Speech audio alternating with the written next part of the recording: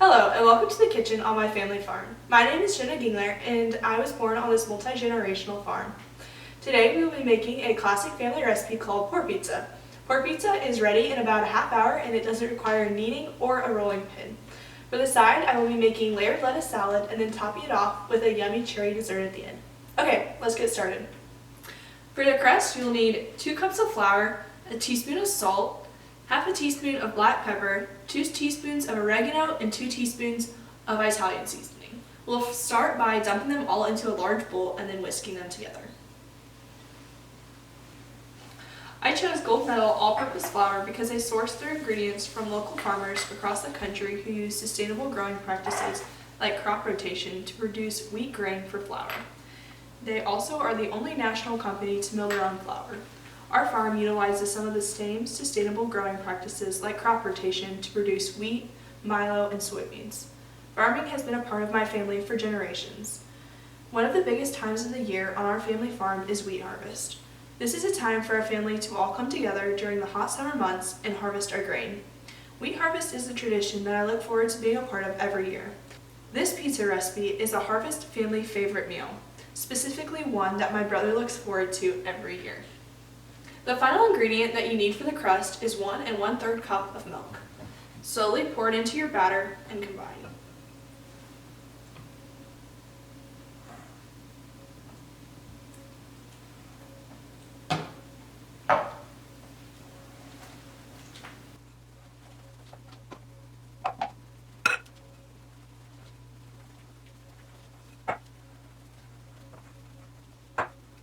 The final ingredient for the pizza crust is 4 eggs.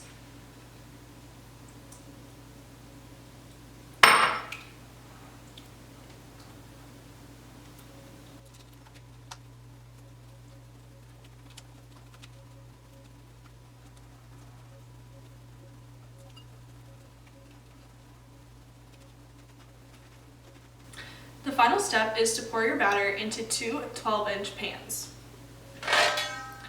Make sure to split it as evenly as you can between the pans.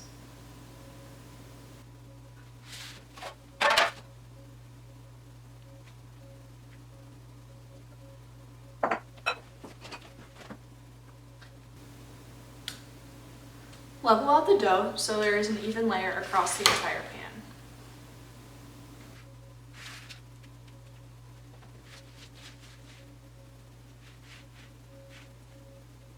When you're done leveling out the batter, place in a preheated 425-degree oven.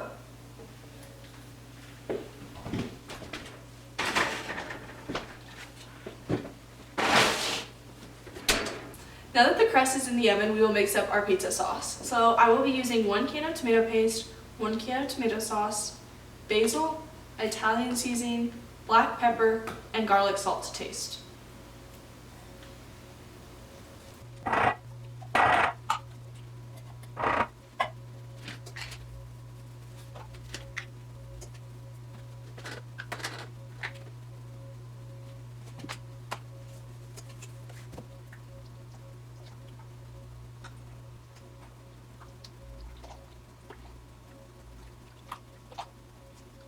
The next step for the pizza is to brown your ground beef. You can place whatever toppings you would like on your pizza, but I chose ground beef because it came straight from our family farm. Along with raising crops, our family also operates a cow-calf operation. We own Black Angus cows and breed them to Charolais bulls. Another fun time of the year is right now. Our cows are having calves that they will raise through the spring and summer, and then we will sell it in the fall. These calves will then be sold to feedlots where they will be fed and later processed into beef to feed the world. The hamburger that I am using today was from a cow that we raised and will continue to feed our family for the year. Whether it be the flour in our pizza crust or the hamburger topping, I enjoy knowing that our small family farm in Kansas has a hand in helping bring food to each of our tables. Now that the beef is browned, drain the grease and set it aside to cool before putting on the pizza. Now it's time to shred the cheese for the pizza. So I've already shredded 1 block of mozzarella cheese, but I am using Kraft cheddar, sharp cheddar cheese. because Kraft has been at the forefront of sustainability within the dairy industry. They have introduced a closed loop system to reduce water consumption and waste generation, as well as developing a traceable supply chain.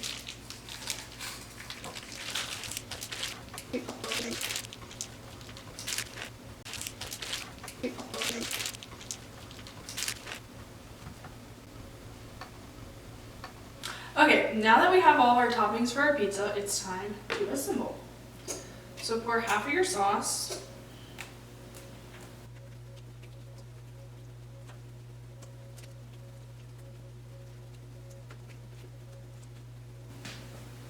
Sprinkle your beef.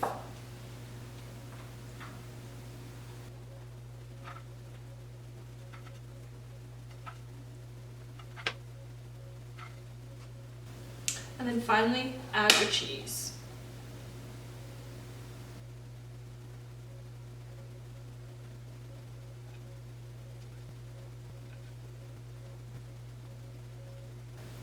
Repeat the same process for your other pizza and then slip it into the oven for 5 more minutes to melt all the cheese.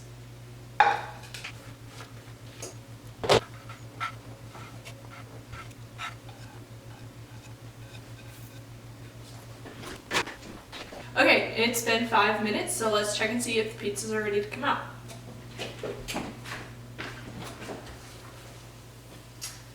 The cheese is completely melted, so I'm going to go ahead and pull them out.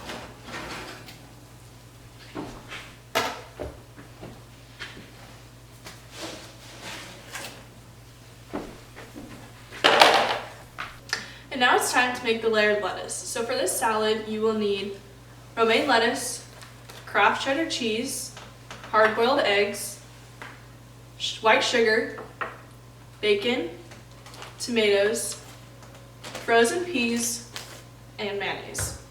So the first step will be to fry your bacon. We will take about 8 strips of bacon from our package and fry them.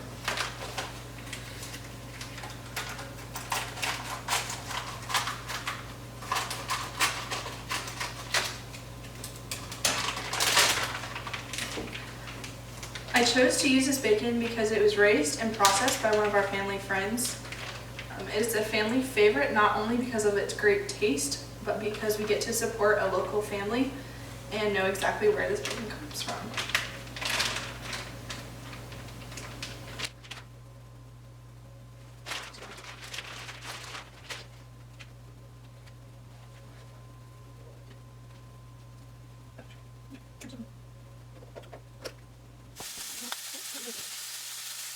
The first part to assembling your layered lettuce salad is to take your romaine lettuce and pour it into a 9x13 dish.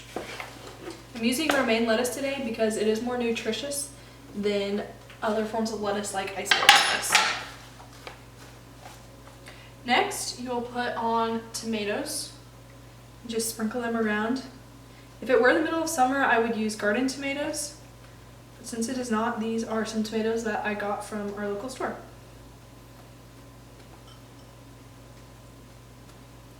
Next, add your frozen peas into the salad.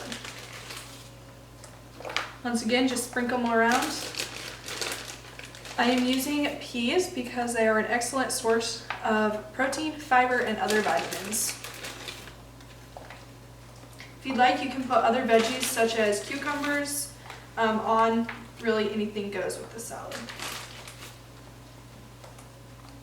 The next step is to take hard-boiled eggs, cut them up into small pieces like this, and sprinkle them on top as well.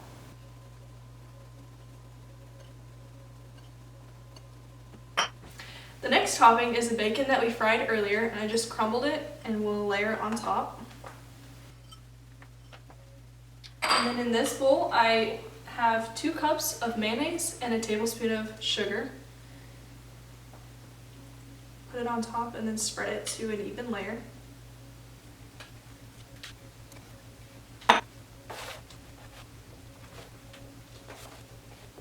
And finally, we'll take our shredded Kraft cheddar cheese and sprinkle it on top. And now it's time for the best part of the meal, which is dessert. We will start by taking these cherries which we picked, pitted, and froze from a neighbor's tree last summer, and putting them into a saucepan.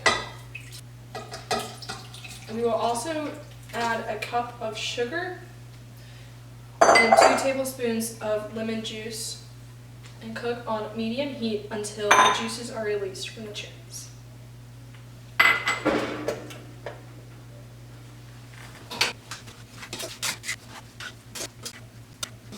Now that some of the juices have been released, we're going to take a bowl and our spoon, get some juice on our spoon and put it into the bowl, and mix it with 1/3 cup of cornstarch.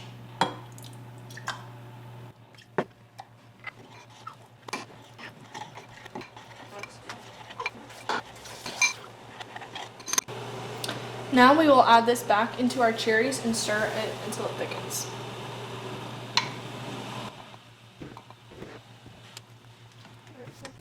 Now that our filling has thickened, I pulled it off the heat and set it aside so it'll cool.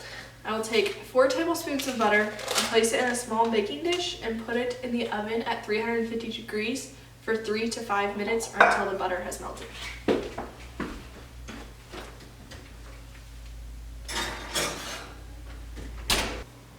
Now we will take 1 cup of flour, 3/4 of a cup of sugar, 1 teaspoon of baking powder, 1/4 teaspoon of cinnamon, and a pinch of salt.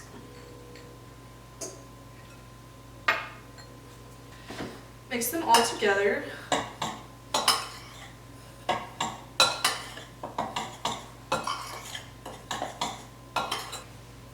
Now we will take a cup of milk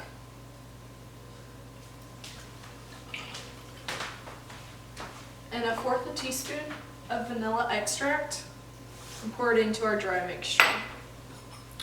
Stir it till it's combined, and it is okay if there are a few lumps.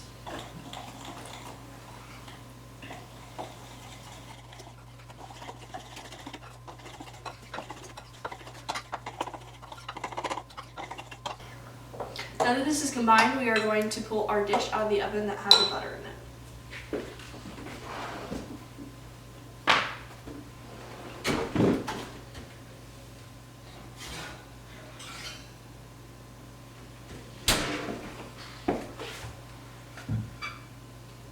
We'll then pour this batter on top of the butter, but do not mix them together.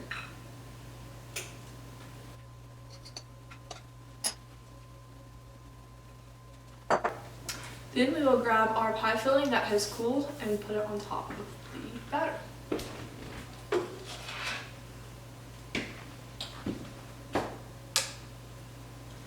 Once again, just dump it on top, dollop them if you'd like, but don't mix.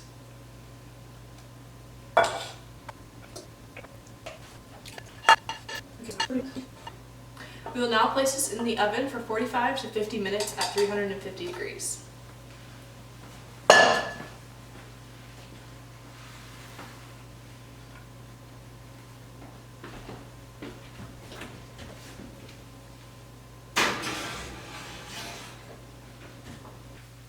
I hope you enjoyed making this meal with me and learning some fun facts about some of the ingredients that I used.